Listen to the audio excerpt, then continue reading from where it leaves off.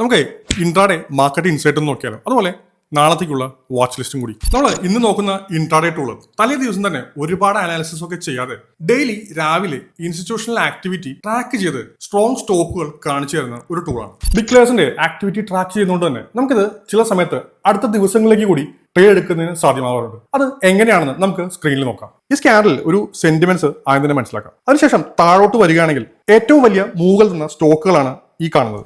ഈ ഹിസ്റ്ററി നോക്കിയാൽ ഇന്ന് ഈ സ്റ്റോക്ക് സ്കാനറിൽ ആദ്യമായി വന്ന സമയവും വന്ന ട്രിഗർ പ്രൈസും കാണിക്കുന്നു. അതുപോലെ തന്നെ ഈ കാണുന്ന ഗ്രീൻ ഡോട്ടുകൾ കഴിഞ്ഞ ദിവസങ്ങളിലും ഈ സ്റ്റോക്ക് ഈ സ്കാനറിൽ ഉണ്ടായിരുന്നു എന്നറിയാം. അങ്ങനെ വന്നിരുന്നുവെങ്കിൽ ബിഗ് പ്ലേയേഴ്സിന്റെ ആക്ടിവിറ്റി ഉണ്ടെന്നും വരും ദിവസങ്ങളിലും നല്ലൊരു മൂവ് വരാൻ ചാൻസ് ഉണ്ടെന്നും മനസ്സിലാക്കാം. അങ്ങനെ ഈ സ്റ്റോക്കിന്റെ ചാർട്ട് ഓപ്പൺ ചെയ്ത് കഴിഞ്ഞാൽ ഈ ചാർട്ടിൽ വരുന്ന ഈ ബിഗ് ഗ്രീൻ ബാറുകൾ കണ്ടറിയാം ഈ ചാർട്ടിൽ ബിഗ് പ്ലേയേഴ്സ് ഓൾറെഡി ആക്റ്റീവ് ആണെന്ന്. ഇത്തരത്തിലുള്ള ഈ ബിഗ് ബാറുകൾ അടുത്ത ദിവസത്തെ ഈ സ്റ്റോക്കിന്റെ സ്ട്രെങ്ത് നിർണ്ണയിക്കുന്നു. ഈ കാണുന്ന സിഗ്നേച്ചർ എന്ന സ്റ്റോക്ക് നോക്കിയാൽ കഴിഞ്ഞ 3 ദിവസങ്ങളായി ഈ സ്കാനറിൽ വന്നുകൊണ്ടിരിക്കുകയാണ്.